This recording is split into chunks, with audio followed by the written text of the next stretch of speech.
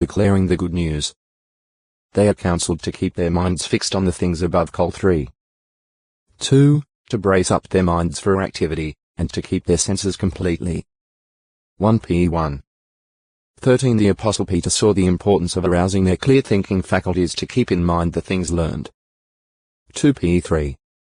1, 2. They must keep close in mind the presence of the day of Jehovah. 2 P 3. 11, 12.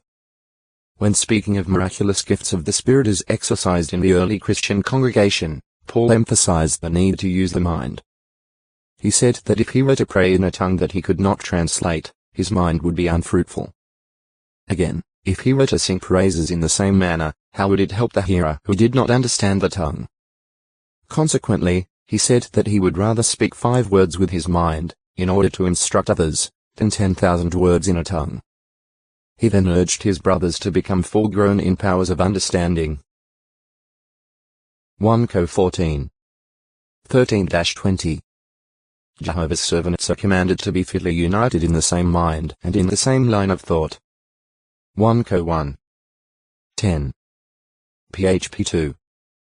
2. 1 P 3. 8. This means, of course, being united where the interests of pure worship are involved. The important things, not in individual tastes, are in minor matters that will text to a acute muritra longo. Mining 406 minds and conscience is defiled, nothing is clean to them. Therefore they talk profitlessly in an effort to deceive the minds of true Christians by trying to bring them into bondage to ideas of man. Tit 1. 10-16. For this reason it is essential for all Christians, and particularly for those in responsible positions, to be sound in mind. Row 12. 3. 1 T3. 2. Tit 2. 6. 1 PE 4. 7. The God of this system of things, the devil, is responsible for blinding the minds of unbelievers to the illumination of the good news about the Christ. 2 Co 4. For the danger exists, therefore, that this arch-enemy of God may seduce Christians by his cunning, to corrupt their minds away from the sincerity and the chastity that are due the Christ. 2 Co 11.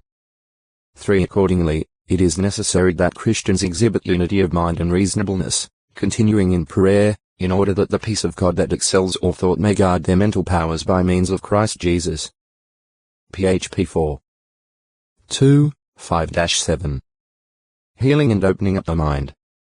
Jesus restored soundness of mind to a man possessed by demons, illustrating his power to do this even to those driven insane by demons. Mr. 5. 15. Lu 8. 35. He also can open up the minds of those who have faith to grasp the meaning of the scriptures. Lu 24. 45. Timid persons or those feeling inferior intellectually can take comfort from the Apostle John's words. We know that the Son of God has come, and he has given us intellectual capacity that we may gain the knowledge of the true one Jehovah God. 1 Joe 5. 20. Paul showed the Corinthian congregation that he was sound in mind, although he appeared in their eyes to be out of his mind or out of himself when boasting about his credentials as an apostle, a thing a Christian would not normally do. He explains that he was forced to do this to bring them back to God, to save them from being pulled away. It was because they had looked to false apostles and were being turned in the wrong direction. 2 Co 5. 13. 11. 16-21. 12. 11, 12, 19-21. 13. 10. Mining.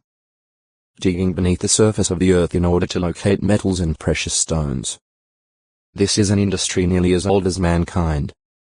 The Genesis account refers to Tubal-Cain, the forger of every sort of tool of copper and iron, who lived in pre-flood days. GE 4. 22 Moses, writing about 1513 BCE and describing the river Pishon, mentions the land of Havilah, where there is gold. And the gold of that land is good.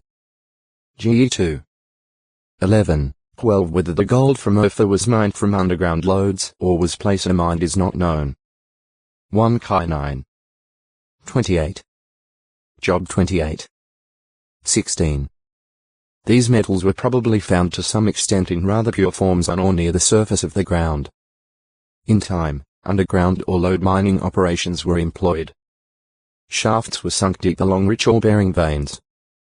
About 3,600 years ago, Job described how miners had sunk a shaft far from where people reside.